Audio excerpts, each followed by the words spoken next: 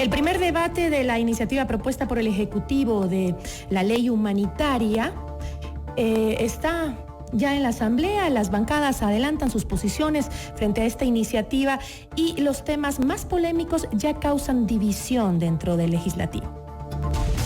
La entrevista a la carta, en diálogo directo con los protagonistas de los hechos.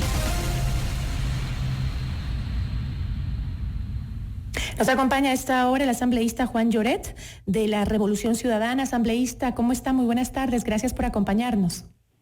Gracias, Gisela, a usted un cordial saludo, muchas gracias por el espacio y sobre todo para la directa audiencia de FM Mundo, un saludo muy cordial. Asambleísta, ¿cree usted que esta ley de apoyo humanitario llegó en mal momento al legislativo? Porque veo que realmente están muy divididos sobre el tema.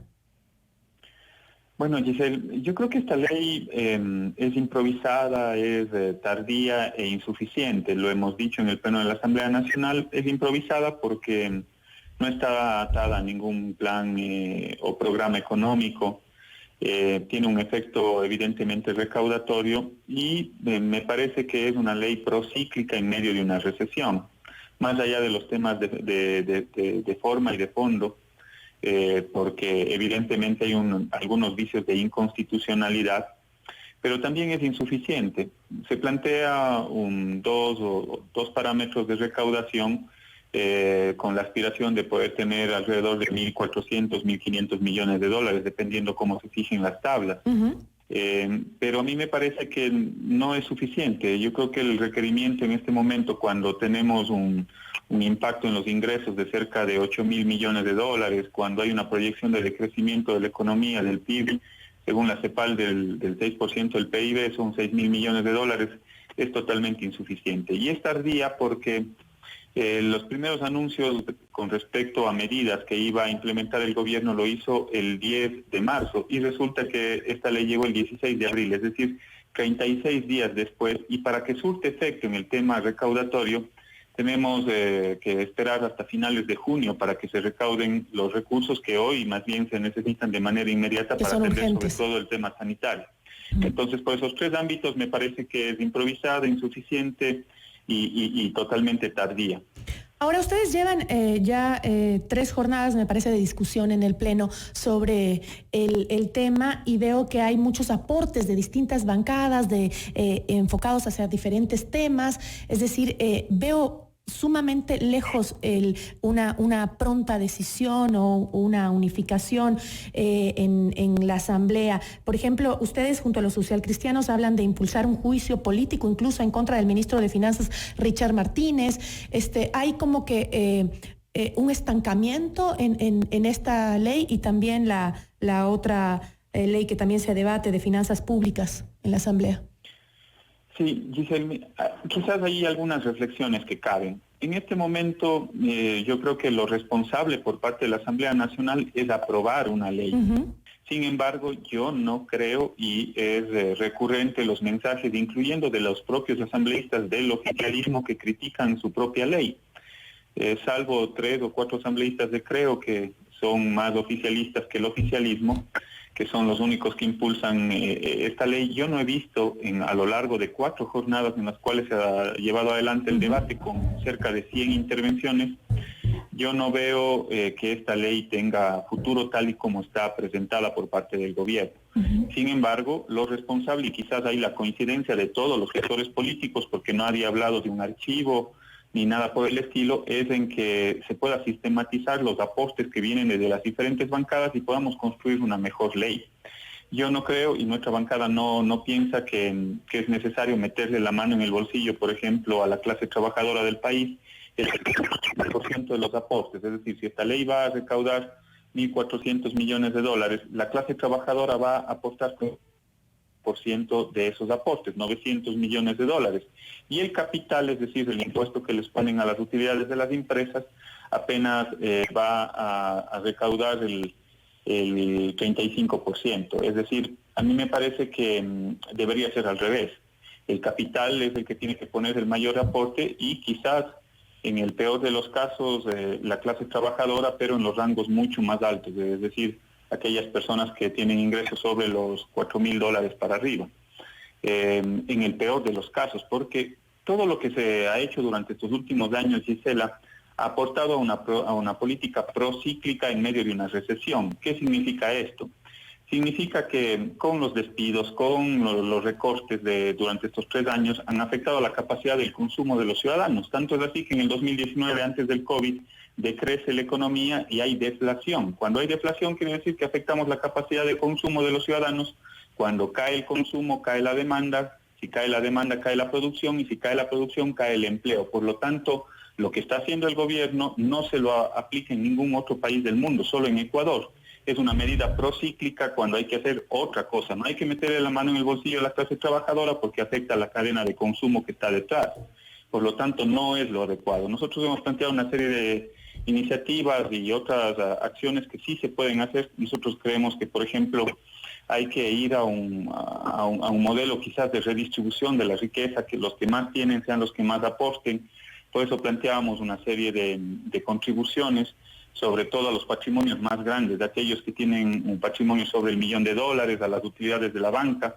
Y quizás de este punto abro un paréntesis porque me parece que la banca tiene que ser mucho más corresponsable y poner el hombro en medio de esta crisis. Yo no satanizo la labor que se realiza por parte de las instituciones del sistema bancario en el Ecuador. Sin embargo, creo que no han sido lo suficientemente solidarios, más aún cuando se necesita, creo yo, un gran proceso de reestructuración de la deuda, de reestructuración de pasivos, de los pasivos desde los más pequeños que tienen los ciudadanos, pero sobre todo el sector empresarial para sostener el empleo, desde las facturas de luz, agua y teléfono, que hay que hacer un proceso de reestructuración de pasivos, de las deudas que tienen a nivel hipotecario y los créditos productivos también hay que reestructurarlos, pero con periodos de gracia de por lo menos 5 o 6 meses hasta que el aparato productivo se vuelva a recuperar.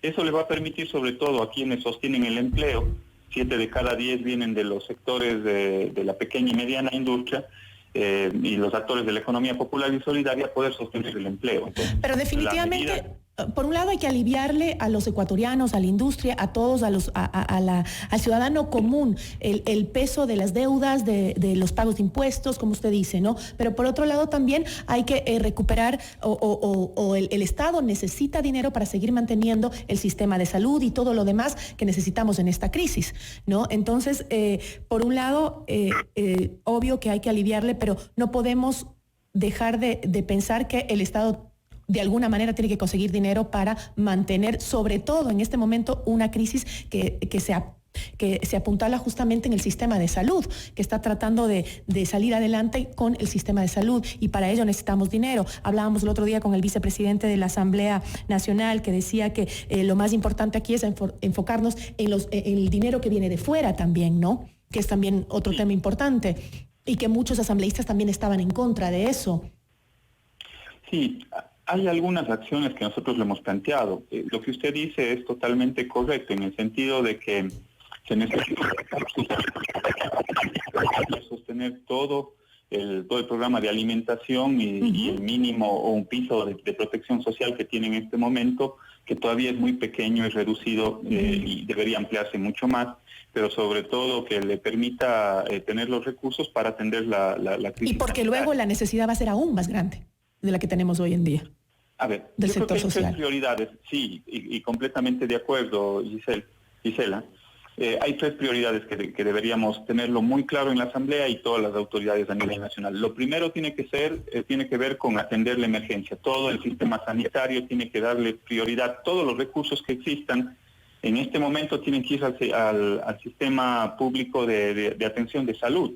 Por eso, evidentemente, criticamos el pago de los bonos 2020 por parte del ministro de Economía y Finanzas. Por eso le vamos a llamar a un juicio político, porque no es dable que en medio de una crisis y de una pandemia a nivel mundial, él haya priorizado el pago de la deuda y no la vida. Entonces, es evidente que hay que llevarle a un juicio político al ministro de Finanzas por eso y por otros temas más que tenemos una larga lista. Pero la prioridad es el sistema de salud. Luego, la siguiente prioridad es sostener las medidas. Si es que todavía están en rojo los semáforos a nivel de todas las ciudades del país, La gente necesita comer, la gente en este momento tiene hambre y hay un gran número de ciudadanos que necesitan del día a día para poder sobrevivir, es decir, las ventas diarias, el betunero, el que vende los periódicos, la gente más sencilla que no tiene un sueldo, una remuneración mensual, necesita comer, por lo tanto se necesita sostener esa medida. Esas son las dos acciones fundamentales y principales. Para eso, ¿qué se necesita? Ir a un modelo de endeudamiento interno que nosotros le hemos planteado, pero este gobierno no ha hecho absolutamente nada, porque hasta que se apruebe la ley, hasta que entre en vigencia en el siguiente periodo fiscal mensual, quiere decir que van a empezar a recaudar en junio. Hasta eso la gente no puede esperar hasta junio para poder comer. Por lo tanto, es necesario recurrir a la liquidez interna. Y la tercera acción que se debería tener con claridad tiene que ver con cómo sostenemos el empleo. Y ahí se necesitan medidas inteligentes que vayan sobre todo a los sectores productivos que hoy están teniendo dificultades para pagar la nómina. Por eso la Revolución Ciudadana planteaba inclusive un sistema de copago desde lo público. Es decir, que el propio Estado puede inyectar dinero a la nómina de las empresas, sobre todo de las medianas y pequeñas que necesitan en este momento. Y ahí también se necesita el apoyo y el respaldo de la banca, porque se necesita hacer un proceso de reestructuración de todos los pasivos, con periodos de gracia. No se puede empezar a pagar los créditos en junio, en julio, en agosto, porque este es un proceso todavía de recuperación lento. Tiene que ser desde el próximo año, desde el 2021 por lo menos. Pero, asambleísta, entonces sí. yo estoy viendo que tienen varias posiciones dentro de la Asamblea, es decir, prácticamente la propuesta del Ejecutivo no la van a aprobar. O sea, ya está desechada, porque lo que aprobarán será otra cosa totalmente distinta, porque por lo menos dentro de la Asamblea hay 3 posiciones completamente distintas sobre lo que se debería hacer, sobre por dónde debería ir la ley. Incluso entiendo que ustedes están de acuerdo en que vaya este aporte, si es que se pone, que vaya desde un salario mucho más arriba, de por lo menos $2,000, entiendo. ¿Están ustedes de acuerdo con algún grupo? Otros piden que sea más alto. No se ponen ni siquiera en esas cosas que creo que son un poco más rápidas de solucionar, ni siquiera en eso estamos de acuerdo. Y sí me preocupa porque no sé, ¿cómo le ve usted? ¿Cómo ve la situación si dentro de la Asamblea las voces son tan distintas? Esa es la diversidad que tenemos al interior de la Asamblea Nacional, pero lo importante es que salen algunas iniciativas que de alguna u otra forma se tienen que recoger. Y que son buenas, pero la cosa es que si es que se concretan en un solo documento, en una sola decisión. Ese es el reto que tenemos por delante. Yo sí creo que hay condiciones para poder aprobar una buena ley para el país. La que envió el presidente Moreno no sirve. Esa ley definitivamente habrá que rescatar. Creo que hay 4 o 5 temas valiosos de esa ley y el resto hay que volver a trabajar en algo nuevo. Y ahí la predisposición, entiendo, de las otras bancadas, pero de plano de la Revolución Ciudadana hay la predisposición. Nosotros hemos hecho llegar no solo a más de 20 propuestas en diferentes ámbitos: liquidez interna, el manejo del sector externo de la economía, algunas medidas de redistribución de la riqueza. Mire, alguna experiencia tenemos desde el punto de vista económico, hemos manejado el país durante 10 años, por lo tanto creo que hay una experiencia valiosa desde la Revolución Ciudadana que la ponemos con total desprendimiento en manos de las personas que tienen que tomar la decisión en este ámbito legislativo, en manos de los 137 asambleístas, para que se puedan coger los mejores elementos. De otros sectores también hay elementos importantes. Destaco, por ejemplo, hay un proceso de liquidez interna que plantea el Partido Social Cristiano. Habría que revisar si es que eso va a tener acogida dentro del sector empresarial con la emisión de bonos y que estos bonos sean comprados por parte del sector privado. Hay que valorar. Asambleísta, tiene toda la razón. Creo que hay varios postulaciones interesantes dentro de la Asamblea justamente para llegar a un acuerdo y usted dice, tienen ustedes la experiencia de 10 años de trabajo en la presidencia y también tienen muchas críticas porque muchos consideran que debido a ustedes también y a la decisión de haber utilizado esos fondos de ahorro para emergencia, hoy no estaríamos viviendo lo que hemos vivido. Ya me lo han explicado 10,000 veces ustedes también, pero sí, no hay que olvidar eso también, ¿no? Era un fondo de emergencia que tienen todos los países, que hoy Perú está inyectando capital a su gente porque tiene el dinero ahí, constante y sonante. Nosotros no lo tenemos. Lamentablemente hay que estar buscando, como usted dice, iniciativas de todos lados, que son positivas, muchas de ellas, pero hay que recordar también que en la crisis también hay muchos responsables. Gisela, solo un par de ideas nada más con respecto a su reflexión. Mire, nosotros hemos logrado en 10 años que la economía pase de 47,000 millones a 100,000 millones de dólares, el doble en 10 años. Logramos sacar a 2 millones de ecuatorianos de la pobreza, más de 2 millones de ecuatorianos de la pobreza. Y con respecto a los fondos, los fondos que había era un fondo de FEIREP, el FEIREP y otros fondos adicionales que eran exclusivamente para el repago de la deuda. Solo el 10% del fondo del FEIREP se podía utilizar para salud o educación, solo el 10%. El resto era garantizado exclusivamente para el pago de la deuda.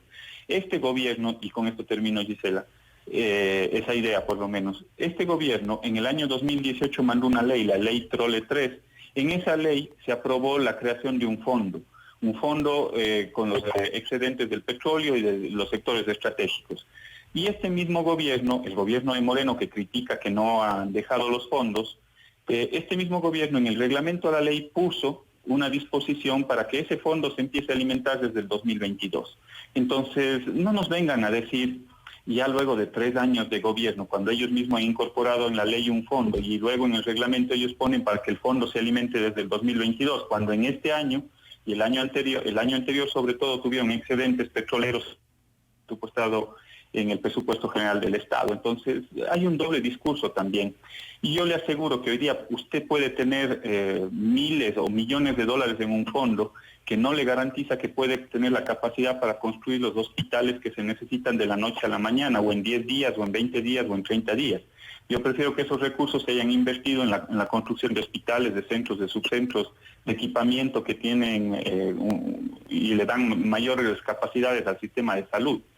Porque usted puede tener mucho dinero, pero eso no le garantiza que pueda tener o atender de mejor forma a los ciudadanos. Asambleísta, yo le agradezco. Bueno, aquí la conclusión más importante es que creo que todos están de acuerdo en que se necesita una ley, se necesita aprobar una ley humanitaria y tratar de solucionar en algo o aliviar a los ecuatorianos lo que estamos viviendo y lo que estamos por vivir. Y en todo caso, como usted dice, hay muchas alternativas que parecen positivas. Ojalá se encuentre un consenso y la Asamblea lo apruebe lo más pronto posible. Muchísimas gracias, asambleísta. Gracias a ustedes. Hay toda la voluntad política para no meterle la mano en el bolsillo a los trabajadores y buscar otras opciones que sí las hay en el Ecuador. Muchas gracias a ustedes. Giselle, un cordial saludo. Igual para usted, una buena tarde. Agradecemos a Juan Lloret, asambleísta de la Revolución Ciudadana, por habernos acompañado.